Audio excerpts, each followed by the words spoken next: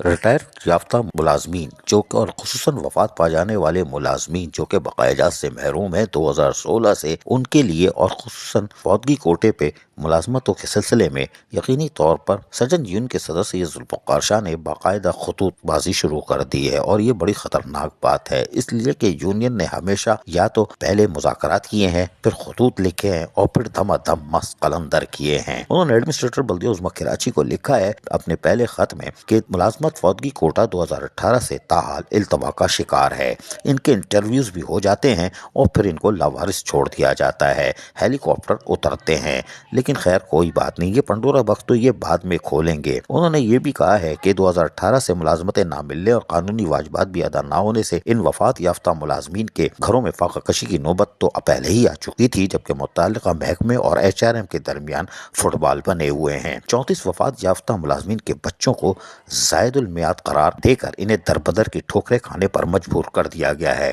اس سلسلے میں مناسب چھان بین کارروائی کے بعد ان 34 وفات یافتہ ملازمین کے بچوں اور بیواؤں کو بھی فوتگی کوٹے میں شامل کر کے جلد از جلد فوتگی کوٹے پر ملازمتیں فراہم کی جائیں۔ اس سلسلے میں مزید تاخیر کی صورت میں کوئی بھی ناخوشگوار واقعہ رونما ہو سکتا ہے۔ یونین ان فوتگی کوٹے کے امیدوار کی مکمل حمایت کرتے ہوئے ان کے احتجاج، بھوک ہڑتال اور دھرنے میں بھرپور شرکت بھی کرنے سے گریز نہیں کرے گی، اور خرابی صورتحال کی ذمہ دار انتظامیہ ہوگی۔ نیچے انہوں نے یہ کاپی تو دے دی ہے، ایڈمنسٹریٹر سیکریٹریٹ میں بھی جمع کرائی ہے، وہیں میٹروپولیٹن کمشنر جو ٹھنڈی مشین میں بیٹھتے ہیں ٹائی لگا کے، ان کو بھی دی ہے، جبکہ سینئر ڈائریکٹر HRM کے ساتھ ساتھ ڈپٹی کمشنر کو بھی دے دی ہے۔ اس کی وجہ یہ ہے کہ جب دم بس قلندر ہوگا تو ڈپٹی کمشنر ہی ٹھنڈی مشین، اب تو ٹھنڈی مشین نہیں لیکن گرم کمرے سے باہر وہی سڑک پر ہوں گے۔ عزیز عارف، KBS بلدیاتی نیوز کراچی۔ ایسی ہی خوبصورت ویڈیوز فیوچر میں حاصل کرنے کے لیے ریڈ بٹن پر کلک کر کے اور بیل آئیکن کو پریس کر کے ہم سب کے سبسکرائبر بننا مت بھولیے۔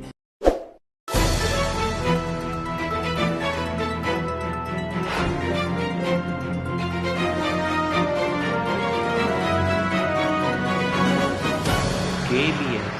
بلدیاتی نیوز۔